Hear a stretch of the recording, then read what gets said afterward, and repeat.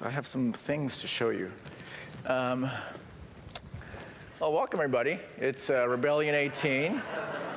I'm not sure if you've been downstairs yet, but Max Gunawan, who designed this, is downstairs, and it's just kind of magic, you know? It's like, whoa, weird.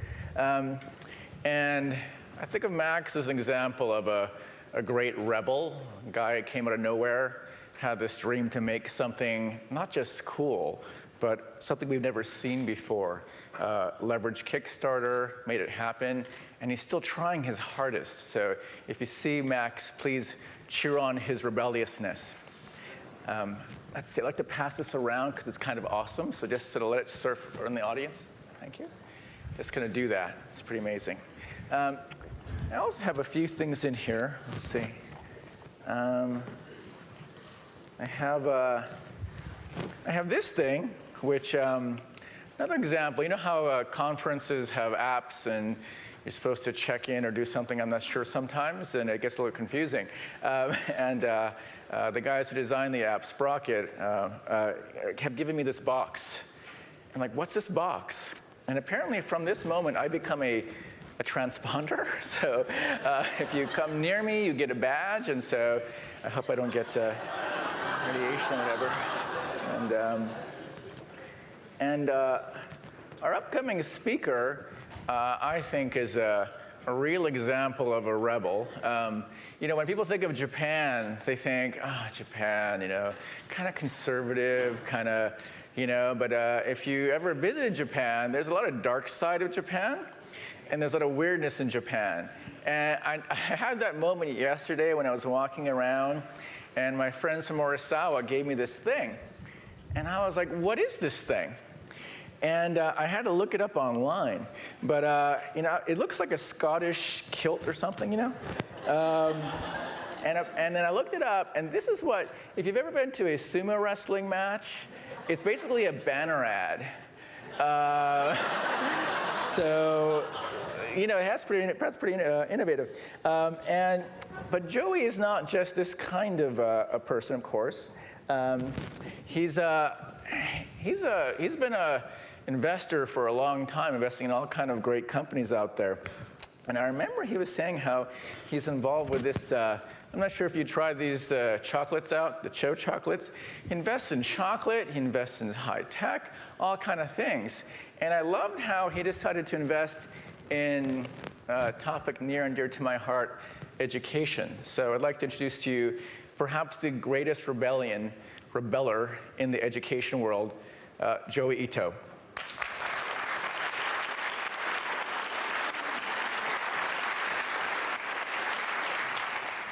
Thanks, John.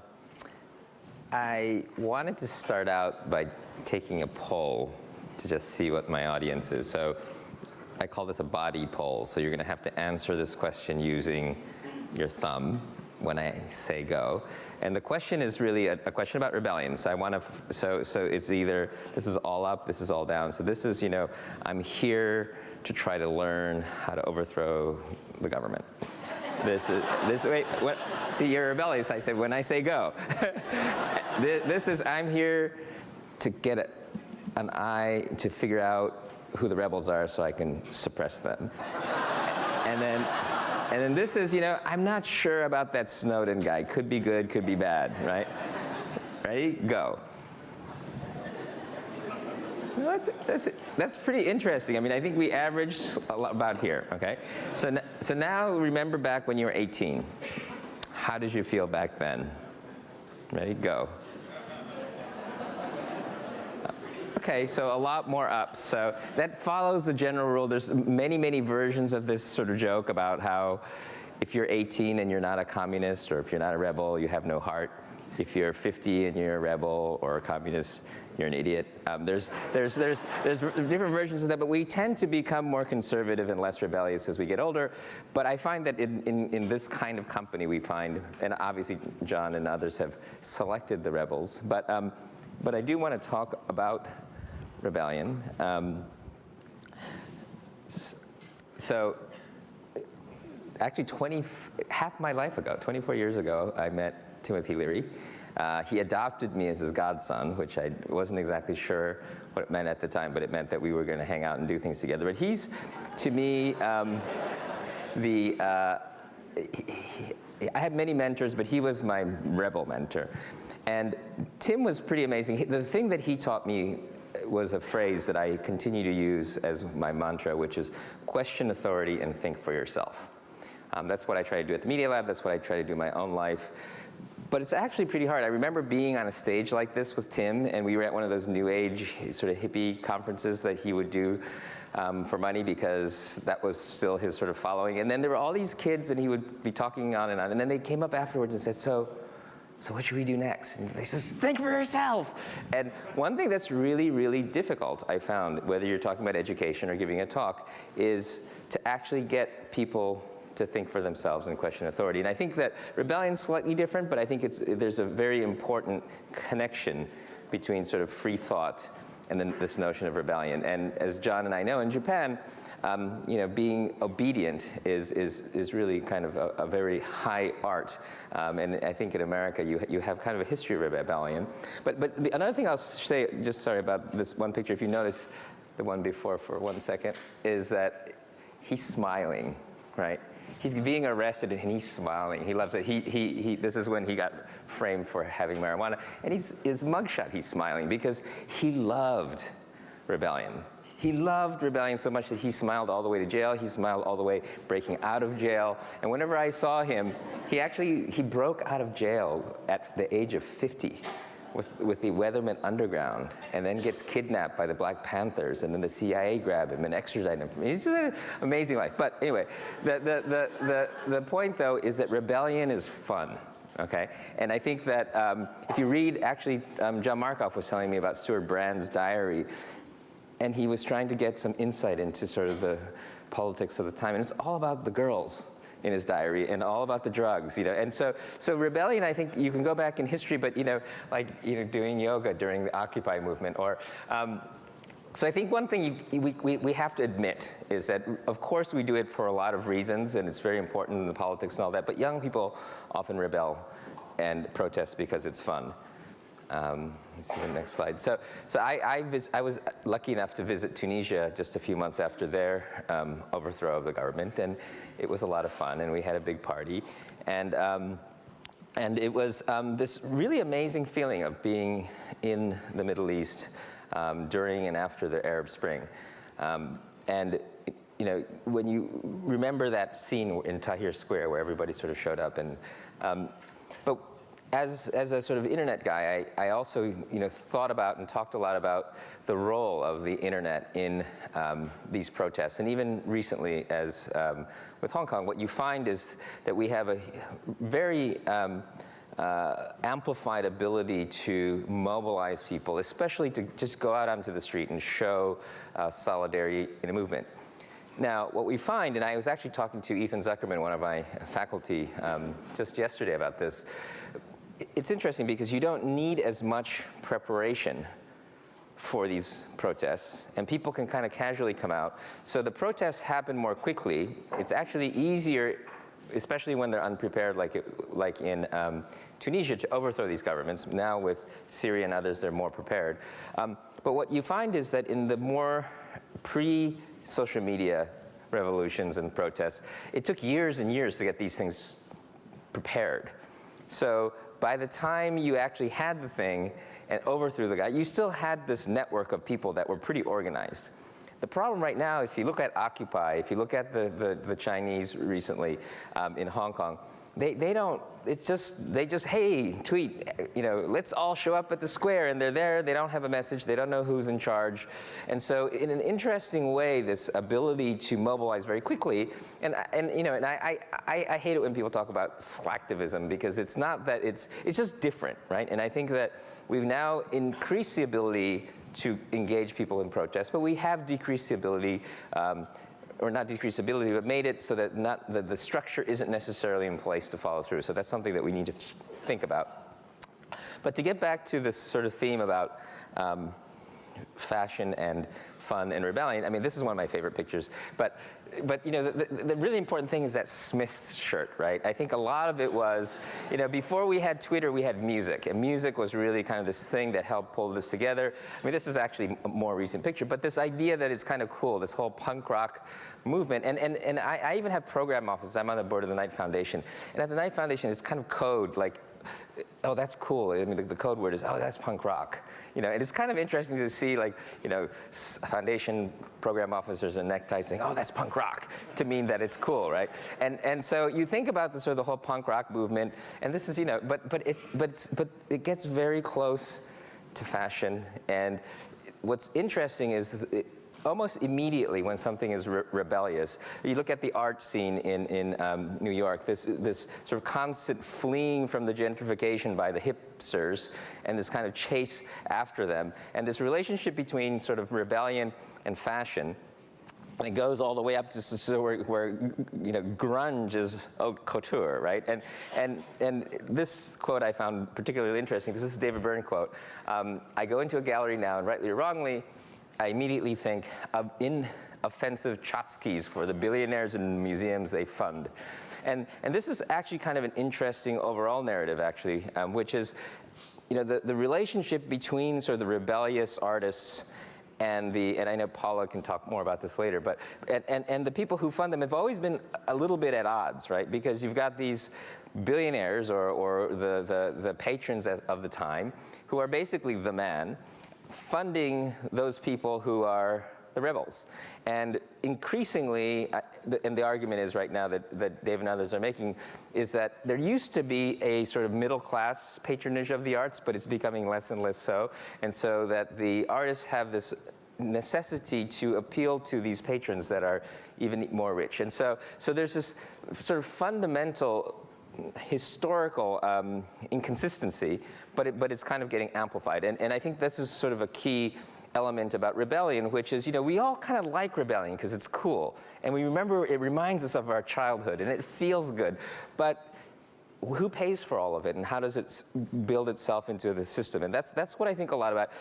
I just got back, the last 2 days was the MIT Media Lab member meeting. And so we have 80 companies ranging from Lockheed Martin to Fox to, you know, all kinds of companies who come, and we have about 700-800 people, and we do this huge show where we have all the demos, and all of our students are giving demos, and sometimes it feels a little bit like the David Byrne thing. You know, we're sitting there. One of the criticisms that a student had when I first joined the lab was, you know, it kind of feels like I'm working on another Sharper Image catalog every day, you know.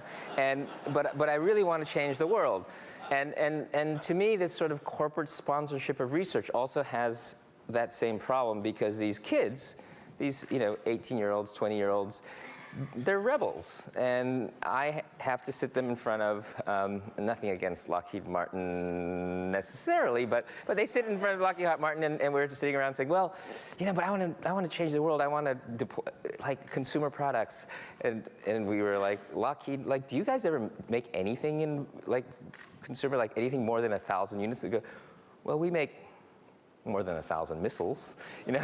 So that's their consumer product. But the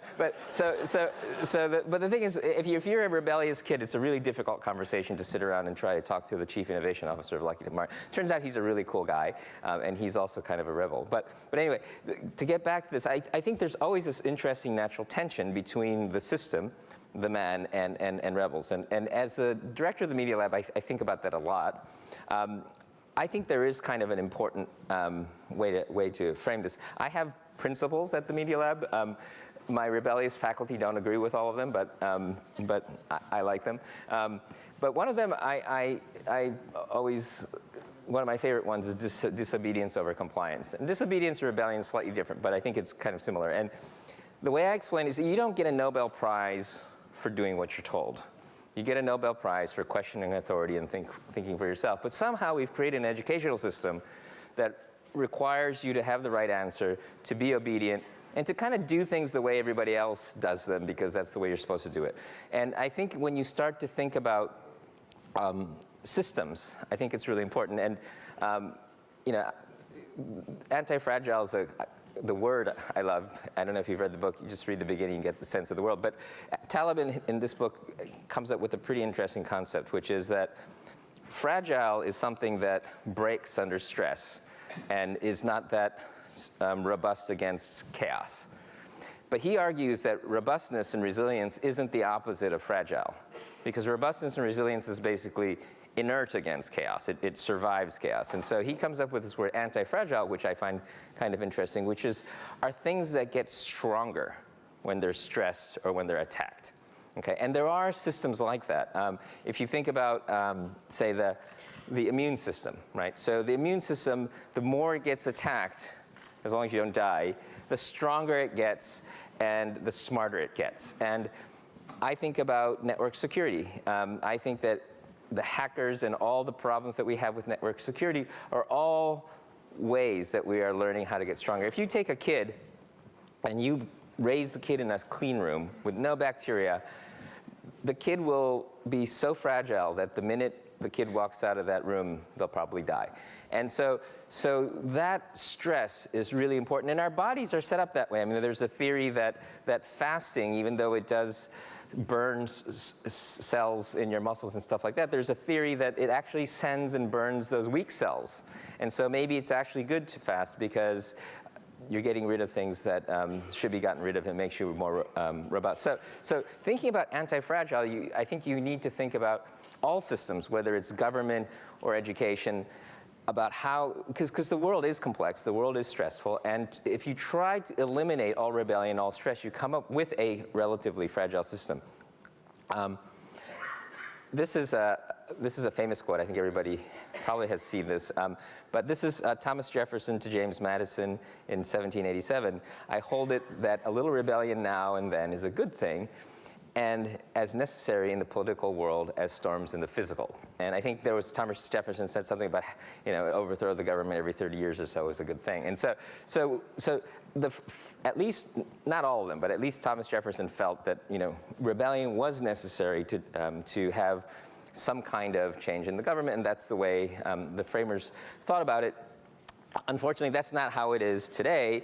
I'm kind of picking on the NSA and the Federal Reserve for a minute, but all of government, anywhere in the world, is sort of in this phase right now, which is, it's about stability. We don't want revolutions. And in fact, when you think about monetary policy, we don't really even want fluctuations. What we want is stable growth, so people invest and people feel safe. But again, these are all economic theories, and economic theories are worth as much as economic theories. And the thing about economic theory, though, that's quite interesting is that it turns out if you solve for stability, you're likely to create all kinds of pockets of instability, like housing bubbles and other things. And that sort of holding the fort and being stable is not necessarily a long term. So it's kind of, a lot of it has to do with a time horizon in which you're solving. But it turns out that it's very difficult to build a robust or even an anti-fragile system just focusing on trying to keep something safe and secure. And when we think about the fact that now we have anti-money laundering laws, we know, the world may seem scary, but we know more about what's going on in the world than we've ever known before.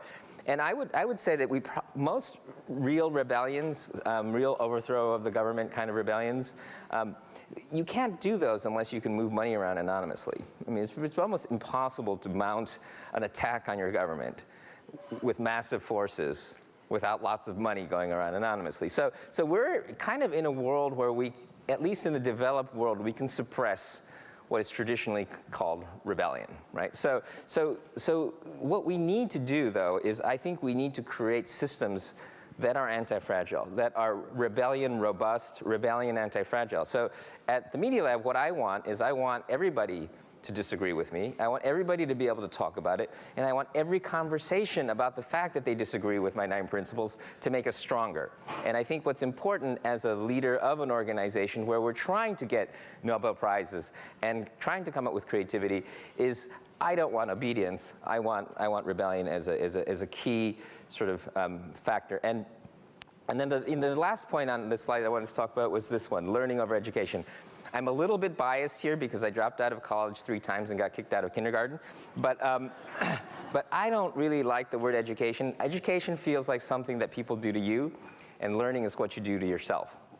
And so, especially when you think about like kids these days, they've got Wikipedia, they've got mobile phones, they've got completely different brains than we do. And we're sitting here trying to design a world for a whole bunch of kids who have completely different cognitive abilities and cognitive biases. And so we're kind of in the structure now. But this could be this year, this could be last year, this could be 100 years ago. We haven't changed the style of lecture as a mode. And I remember going to school and they were saying, okay, you have to learn all this stuff before you can do anything.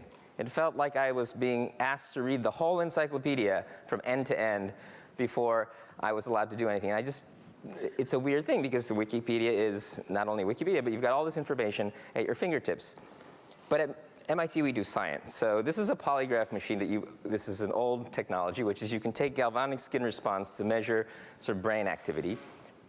We built Roz put a very small, lightweight, battery-powered one, and we stuck it on an MIT student for a week. And if you look here, it's kind of interesting because study, lots of activity, sleep actually, because of the dreaming and stuff, you get some activity, but look at class,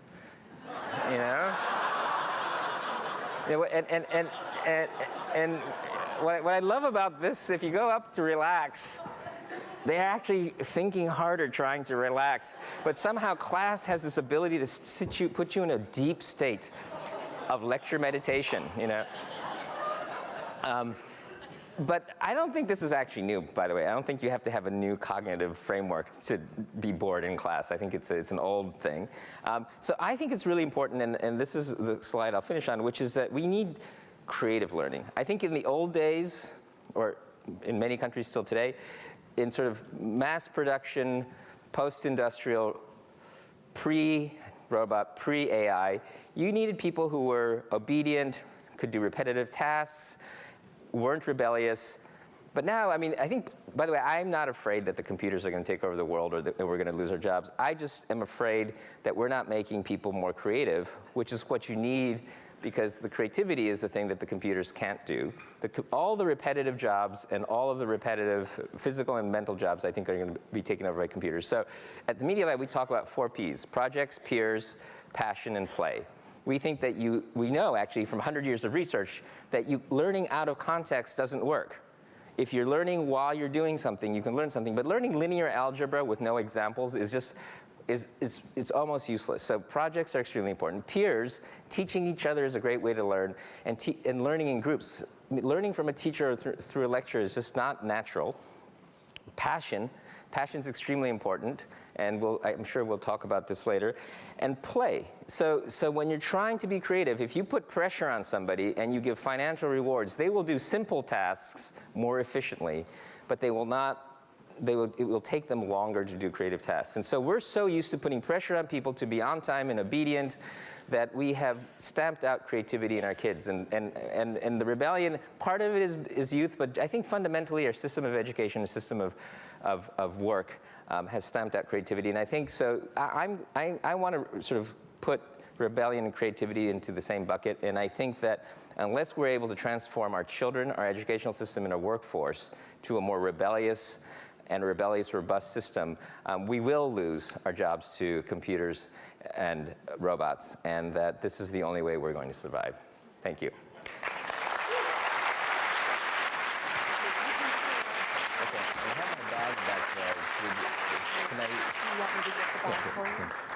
Thanks, John.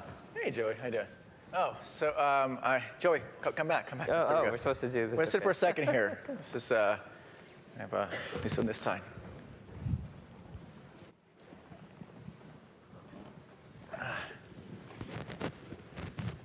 You came in really early this morning or last night? Yeah. Thanks for coming in. No, thank you. Appreciate that. You ran the whole event, and you're coming here. Thank you.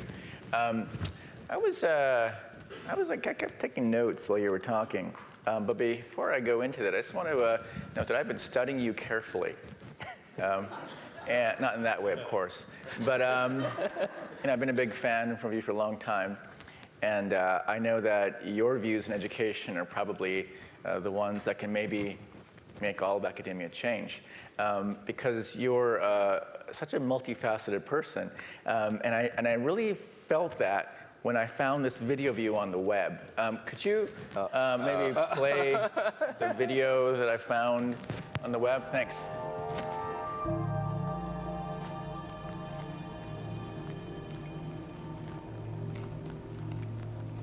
What are you doing? I'm digging up bamboo shoots in my yard.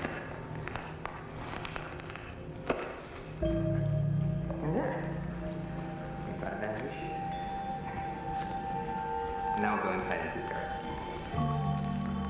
So the next thing we do is we have to stew the takenoko, bamboo shoots, and get the aku, which is this kind of funny bitter taste. So that's pretty cool. And who did the music for that? Ryuichi Sakamoto. Ryuichi Sakamoto. So like, how did you get Ryuichi Sakamoto to make a soundtrack to a bamboo hunting scene? Well, we're actually old friends, so that helped. But actually, I think he liked the idea that it was for bamboo hunting and cooking scene. And cooking. Yeah. Did you call him up to compose that, or how did that happen? No, I emailed him and said, hey, I'm going to do a video, and it's going to be kind of in this cool bamboo thing, and he likes trees. She likes trees. Yeah. That's good. Is that your backyard? Was that? That's my backyard. Yeah. This is pre-Fukushima. Oh wow. So we don't do this anymore. Oh, so okay. we have now a very not a very thing. We have a measurable amount of cesium now in that forest. So we don't do that anymore. I remember when Fukushima happened, you launched a whole thing to do radiation detectors, something like that? Yeah, so I was actually at the Media Lab interviewing for the job, and what we did was and I needed to find out what the radiation was and try to get the word out. So I'll do this. The short version is that we ended up starting a nonprofit to build Geiger counters, put them on cars, run around and measure them. And we have, I think, about 15 million measurements. At the beginning, the government hated us, but now we're the main source of open radiation measurements in the world, and everybody's trying to figure out how we did it, because we started after the earthquake, but our response has been, we have a better organized network than any NGO or government, and we're pivoting now to air quality. But it was a really interesting experiment, because we just used the internet to collect all these people, including people like Ray Ozzie and others who, all the people who happened to have time, who knew exactly what we needed. But it was a very much a pull the resources from your network as you need them, and sort of to get to that metaphor about stocking knowledge in your brain. I didn't know anything, but within a month we knew more than anybody in the government did, and now, several years later, I think we have the largest movement. But it all started because I saw this cloud of radiation headed towards my house, and I thought about this bamboo, and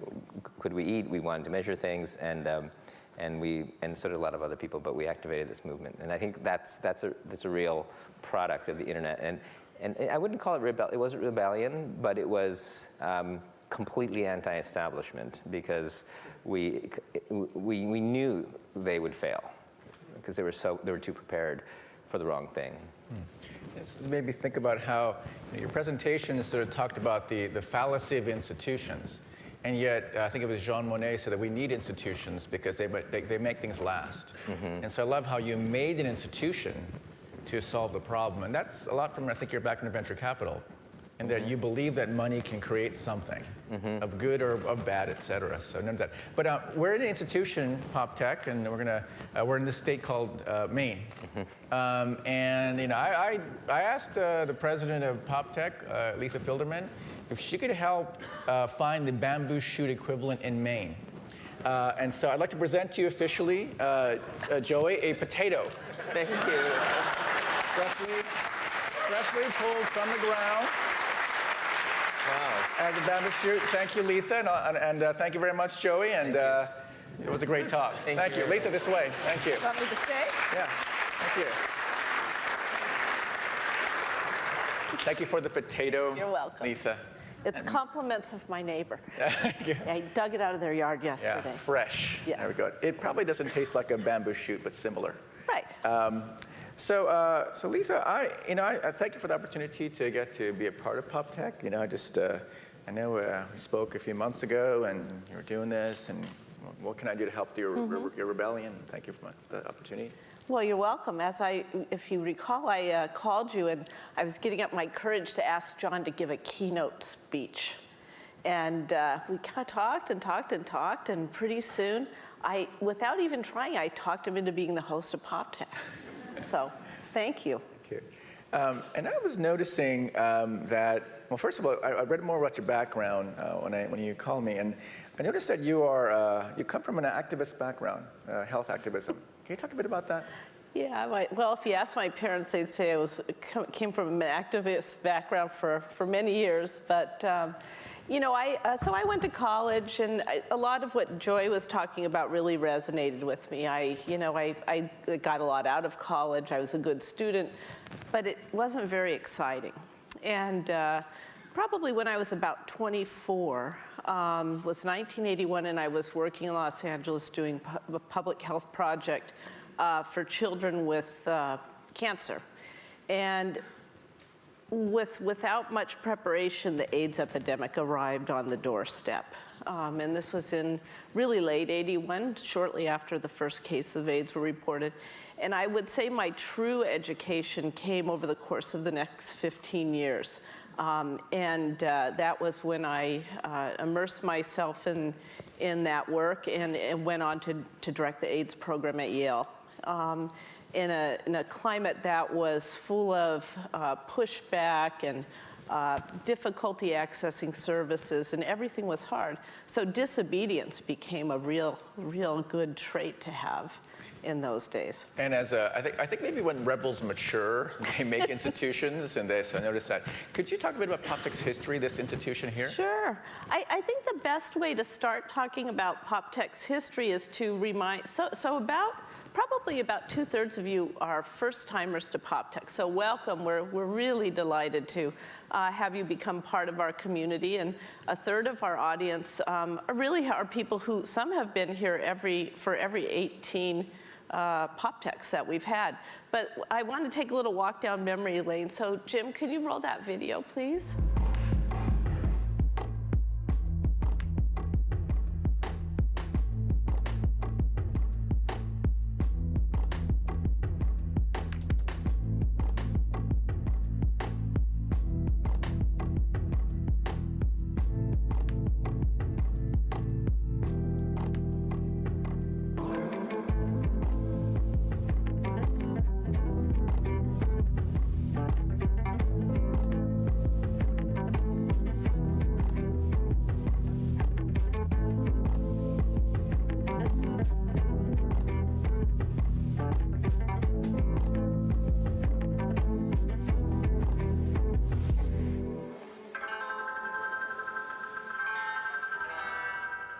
That's a lot of events. That's a lot of events. I'm going to clap because it's something to be.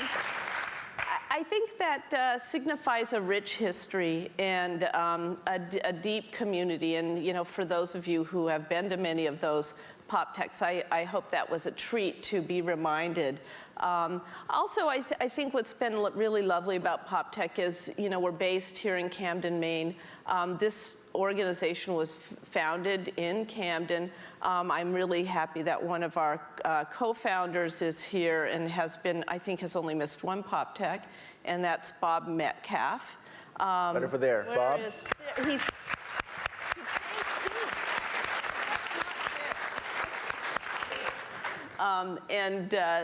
it was really an organization that grew out of a community spirit and a community commitment. And when I came to PopTech about 8 years ago, it was really at the instigation of the then CEO, Tom Levine, Andrew Zolli, and a number of other people to say, hey, we get all these requests about, from the audience, from people that come to PopTech, that isn't there a way we can do more? We get inspired, we're moved to take action, but there's not really a formal way to do that, and could you create that space? And that's how I got involved with PopTech, was to help create that space. And a lot of the work I did in my years in the AIDS epidemic actually paved the runway for that work, because really what I was asked to do here wasn't a whole lot different than what I did in those years. I have a question. When we first spoke, and I've been to PopTech a few times, and the topic of community comes up, and the topic of the fact that this is kind of far away.